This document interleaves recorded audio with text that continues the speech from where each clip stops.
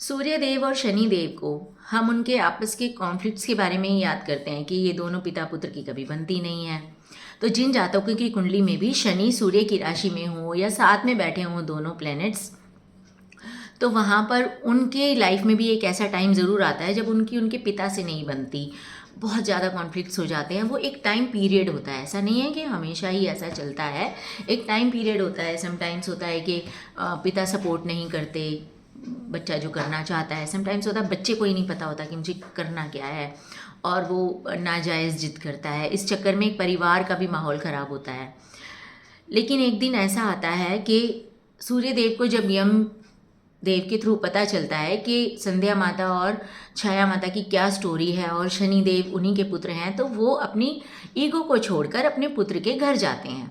मकर राशि में जब सूर्य देव प्रवेश करते हैं तो वो अपनी ईगो छोड़ते हैं और शनि देव भी यहाँ पर उनको ये नहीं कह रहे होते हैं कि देखो मैंने तो खुद ही तपस्या करके न्यायाधीश का पद प्राप्त किया, मैंने तो 2 घर भी यहाँ पर बना लिए सौरमंडल में और आपने मुझको सपोर्ट नहीं किया। नहीं, शनि देव अपने पिता के आने पर प्रसन्न होते हैं, उनका स्वागत करते हैं, उनका सम्मान करते हैं और उनके पास जो भी होता है, काले तिल ही होते हैं, तो वो उनको भेंट करते हैं। ऐसा ही मकर संक्रांति की कहानी में कहा जाता है।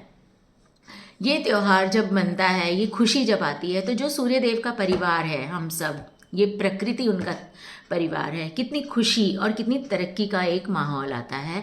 मौसम अच्छा होता है, सब कुछ चारों तरफ कितना अच्छा होता है, हमारा मन भी कितना अच्छा होता है कि हम इस दिन दान करते हैं। हमारे पास जो भी बन पड़ता है, ये एक दान का दिन होता है। हम नदियों में, अपनी पवित्र नदियों में स्नान करते हैं, इस दिन को कितना सेलिब्रेट करते हैं। तो हमें इस त्यौहार से और इस कहानी से ये सीखना चाहिए कि अगर परिवार में पिता और पुत्र की या किसी भी रिलेशन में कभी कुछ कॉन्फ्लिक्ट्स हुए हैं और उन कॉन्फ्लिक्ट्स को अब टाइम हो चुका है, आप सबने अपनी अपनी दुनिया बसा ली है, सबने अपने आप को साबित कर लिया है, तो उन कॉन्फ्लिक्ट्स को ख़त्म करके एक सेलिब्रेशन होना चाहिए। पिता और पुत्र को तो जिन आज के दिन मुझे लगता है कि टाइम स्पेंड करना चाहिए, साथ में बातें करनी चाहिए, बाहर जाना चाहिए और परिवार का जो माहौल है उसे अच्छा करना चाहिए।